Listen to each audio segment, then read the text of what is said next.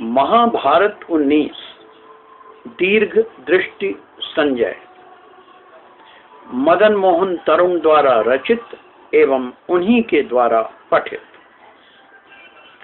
आकुल धृतराष्ट्र ने बुलवाया दीर्घ दृष्टि संजय को, ताकि उन्हें मिल सके उनकी दिव्य वाणी की छाया। संजय थे अपने युग के महान दृष्टा, शब्दों की आत्मा को वे कर देते थे साकार। उनकी वाणी जीवंत चित्र रच देती थी, जो भी देखती थी उनकी भीतर और बाहर की आंख। वे देख लेते थे स्पष्टता से किसी वस्तु, विषय या दृश्य के अदृश्य पक्ष, जिसे नहीं था संभव सामान्य आंखों से देख पाना। उनकी दृष्टि क्षण भर में यात्रा कर लेती थी अगम्य दूरियां। युग युग हो जाते थे उनकी आंखों के आगे स्पष्ट। उनकी वाणी का बल था सत्य। किसी को प्रसन्न करना या अप्रसन्न करना नहीं था उनका आदर्श। वर्णन कौशल के थे मानो वे जीवंत अवतार। वे विदुर की भांति ही थे अपने युग की महान विभूतियों में एक। सबकी दृष्टि में था उनका उच्च स्थान। स्वागत किया धृतराष्ट्र ने संजय के आगमन पर। बहुत सारे प्रश्न थे खौलते हुए उनके भीतर, किंतु वाणी जैसे अवरुद्ध हो गई थी उनकी। खोल नहीं पा रहे थे वे अपने मन के द्वार। तनिक देर चुप रहे संजय, फिर बोले जानकर उनके भीतर का हाल। नदी के दो ही तट होते हैं, चाहे इस पार या उस पार, किंतु यह विवेक मर जाता है यदि आदमी हो स्वार्थों का शिकार।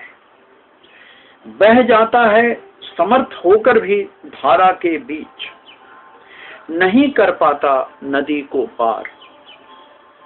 और यात्री नदी जो किसी से संबंध नहीं जोड़ती, बहा ले जाती है उसे अपने साथ। चाहे यह भंवर में मरे या उसे लील जाए जलवासी घड़ियाल, नदी एक अनवरत यात्रा है जो छोड़ती जाती है जंगल, पहाड़, नगर, गांव। समर्थ हैं आप पार कर नदी जाने में उस पार, किंतु प्रयोग कर रहे हैं आप दूसरों के हाथ, पांव, मन, मस्तिष्क। रह गए हैं मात्र आप एक शरीर। इसीलिए देख नहीं पा रहे हैं आप अपनी राह। आप राजा हैं किंतु न्यायी नहीं। निजी स्वार्थों के वशीभूत है आपका सारा ज्ञान विज्ञान। राजा सुदृढ़ स्तंभ होता है अपने साम्राज्य का। राजा केंद्र होता है सबकी आस्थाओं का। उसका आचरण मानदंड होता है सबके अनुकरण का। किंतु आपका आचरण है स्वार्थों के वशीभूत, जो कहीं दाएं चलता है कहीं बाएं। स्खलित हो चुकी हैं उसकी सारी मर्यादाएं। नहीं रह गया है अवस्थित आप में राजधर्म। इसलिए न तो संतान है आपके वश में, न तो प्रजा का सम्मान शेष है कहीं आपके लिए जन जन में। स्वार्थ जन्म देता है स्वार्थ को, छल जन्म देता है छल को। बबूल का बीज नहीं जन्म दे सकता आम का वृक्ष। दूसरों को वही जीत सकता है जिसका हो अपने पर अधिकार। एक लुढ़कता हुआ पत्थर हो चाहे जितना बहुमूल्य, नहीं बन सकता पहाड़।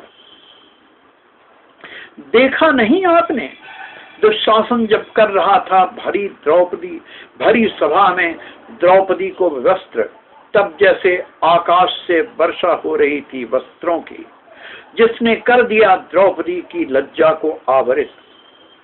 प्रकृति तलवार नहीं चलाती, करना होता है जिसे नष्ट कर देती है बुद्धि उसकी भ्रष्ट।